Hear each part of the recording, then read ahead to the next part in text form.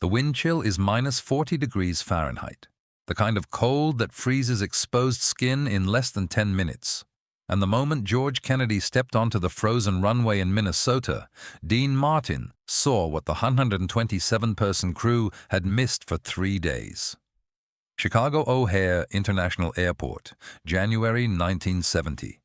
Airport, the first disaster movie that would change Hollywood forever. Real planes, real runways, real blizzard conditions that even experienced pilots refused to take off in. And Dean Martin, the coolest cat of the Rat Pack, was about to be more than just the romantic lead. He was about to be the only one to notice a man dying silently.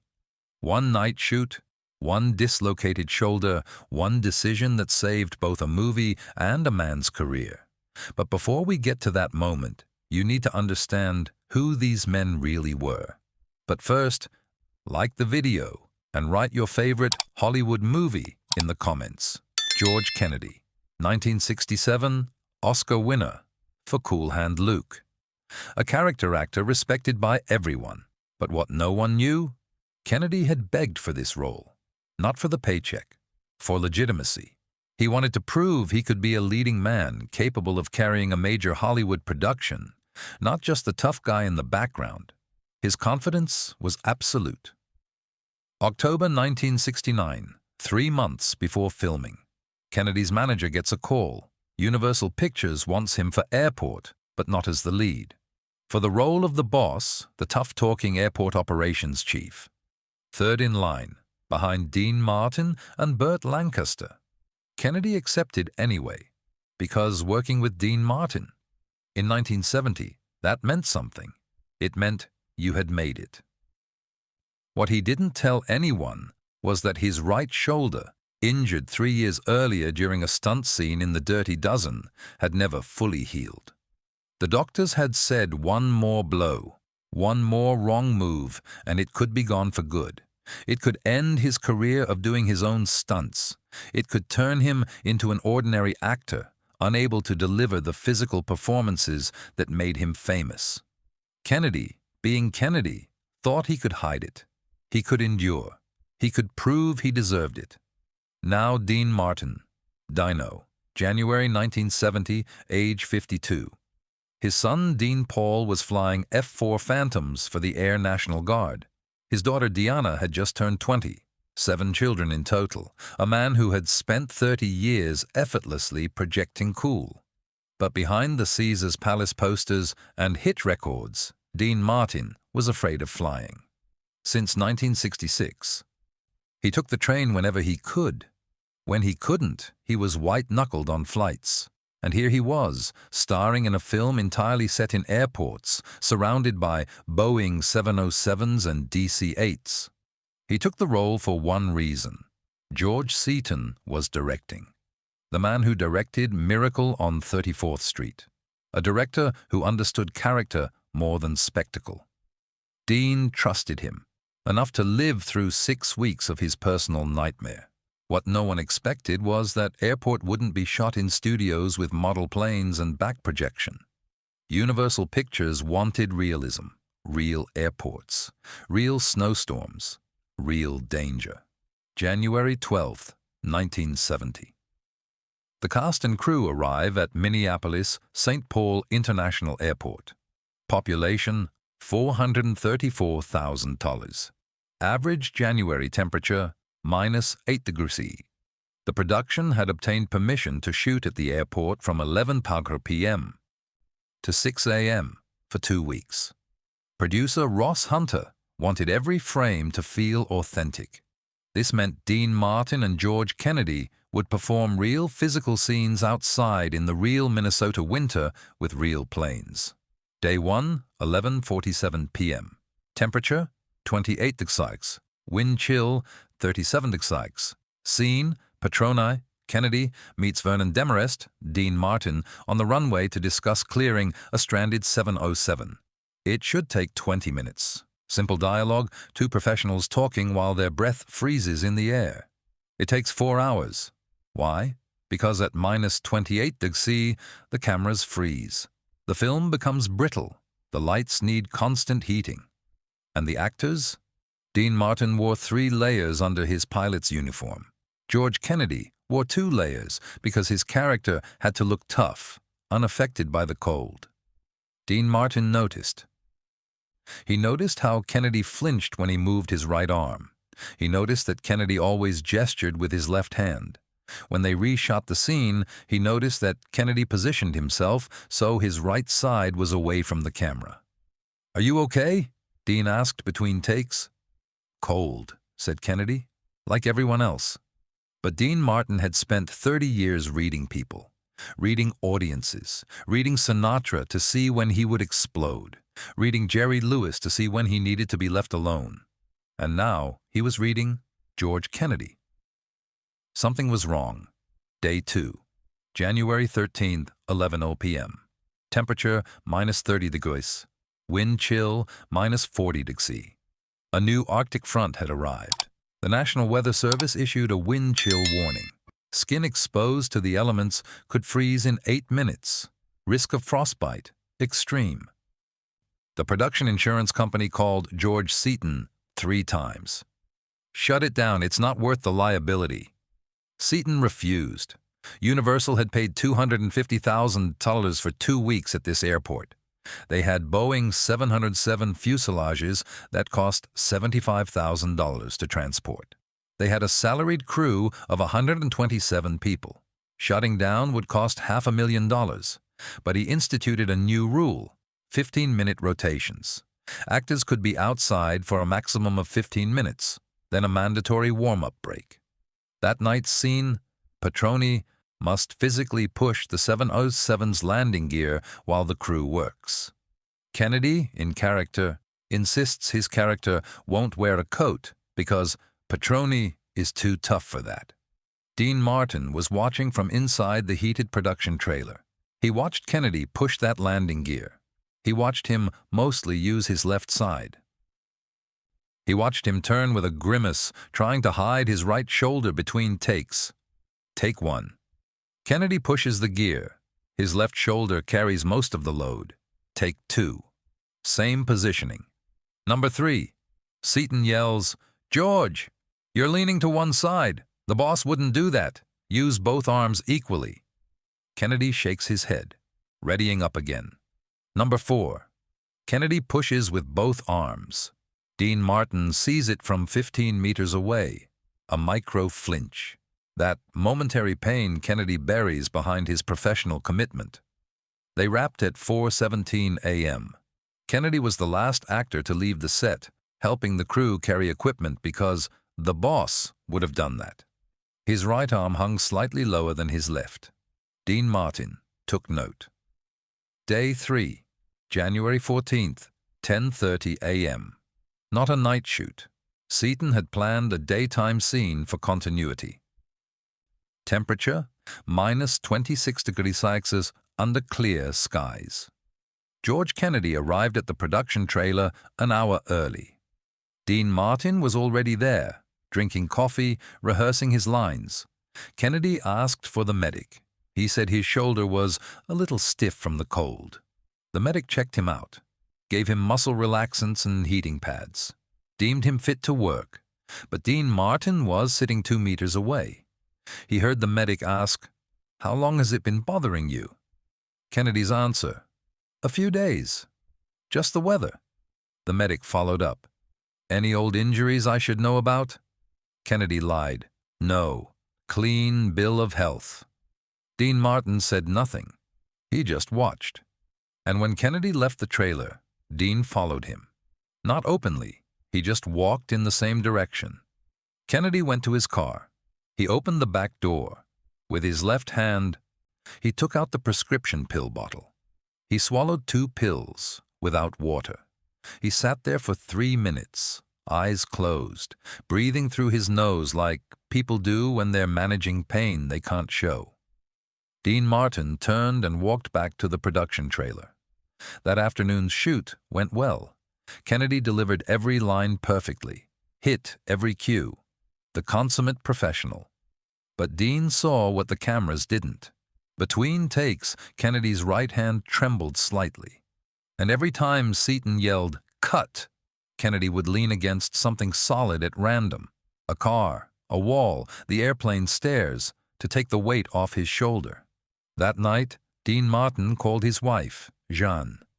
"I think George Kennedy is injured, really injured, and he's not telling anyone because he thinks they'll replace him." Jeanne asked, "What are you going to do?" Dean said, "I don't know yet." The night before the fourth day, January 14th, 2:08 a.m. Dean Martin couldn't sleep. Hotel room at the Radisson Plaza, downtown Minneapolis. He wrapped his scenes at 11 p.m., but his mind wouldn't shut down.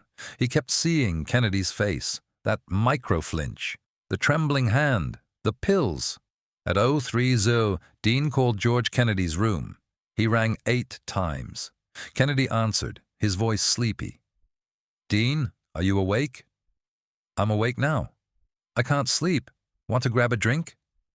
The hotel bar was closed. They met in the lobby. They found a 24-hour restaurant 6 blocks away. They drove there in Dean's rental car because Dean Martin, who was afraid of flying, liked to drive. Control. The restaurant was empty, except for a waiter and a truck driver.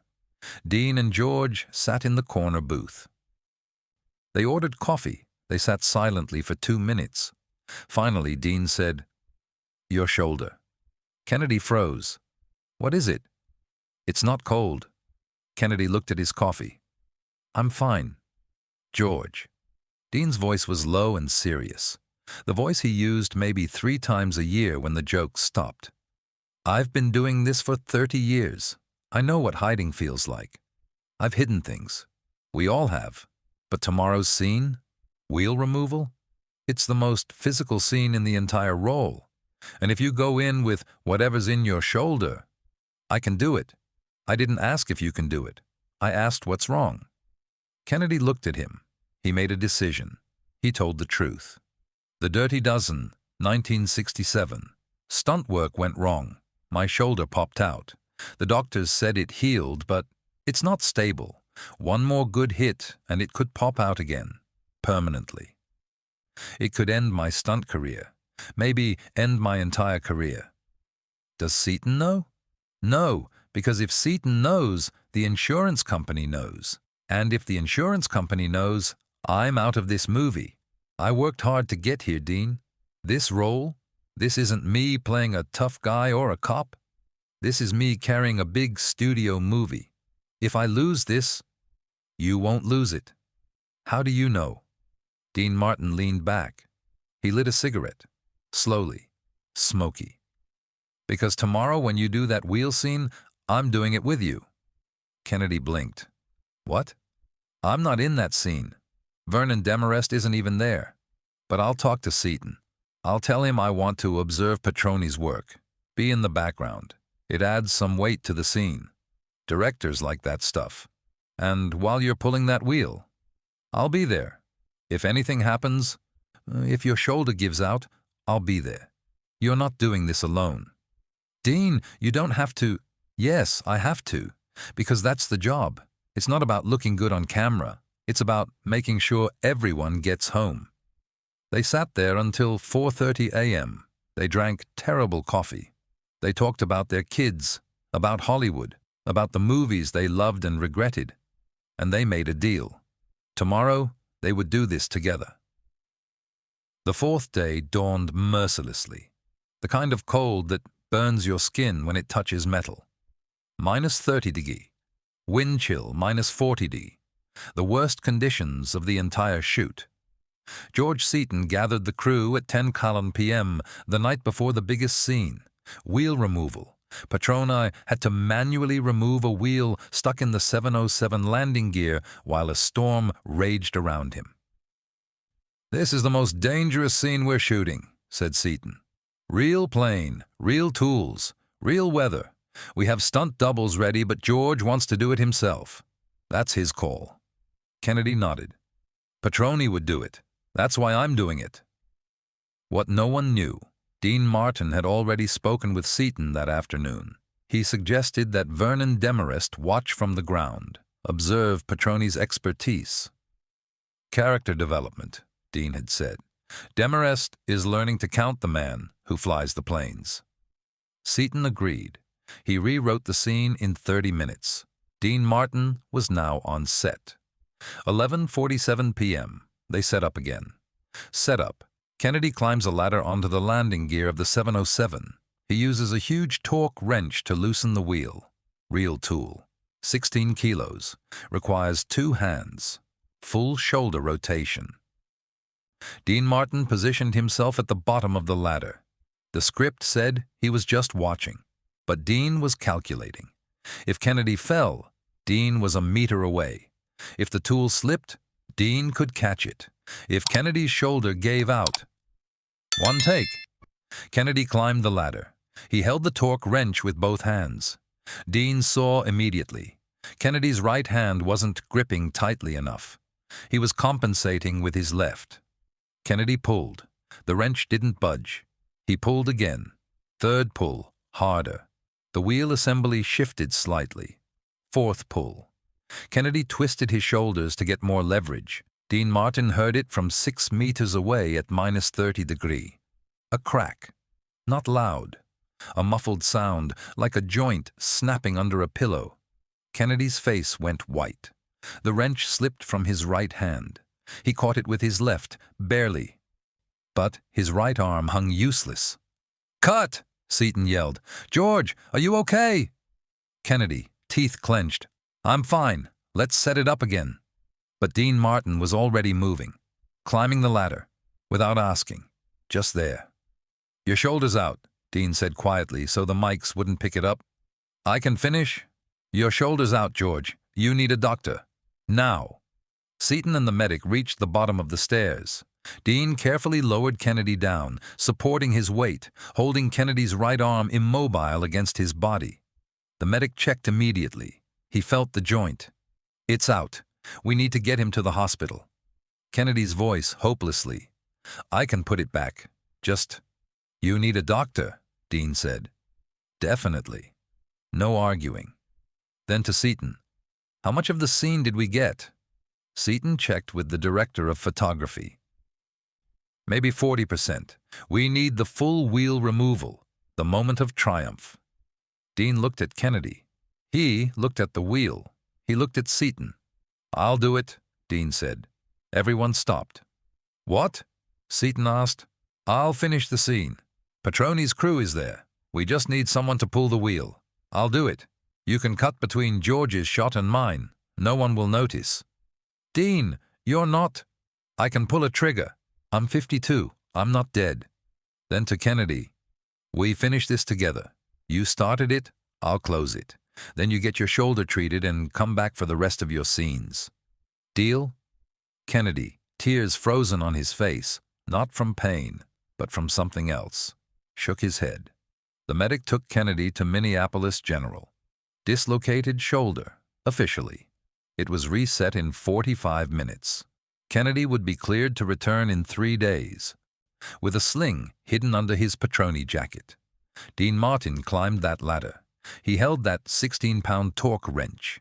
He pulled for 12 minutes in -30-degree cold until the wheel came off. His hands were shaking so badly afterward that the crew had to bring him down. When they yelled "cut," Dean Martin's body temperature had dropped to 35.4 degrees 6. Mild hypothermia. The medic wrapped him in heating blankets and thermal pads. But Dean Martin stayed on set until the shot was done, because George Kennedy would have. 3 hours later at 3 a.m., Kennedy returned from the hospital. He found Dean Martin in the production trailer, still warming up, his hands wrapped in thermal bandages. Kennedy said, "You saved the scene." Dean said, "You saved yourself. You told me the truth." That's the hard part. I thought telling the truth meant losing everything. Sometimes, Dean said, telling the truth means trusting someone else to help you carry it. They sat there silently. 2 men who had learned something about partnership that no script could teach. Airport completed principal photography on March 8, 1970. 56 days of shooting. George Kennedy completed every scene with shoulder braces and support, but functional. Despite all medical odds, he finished the film.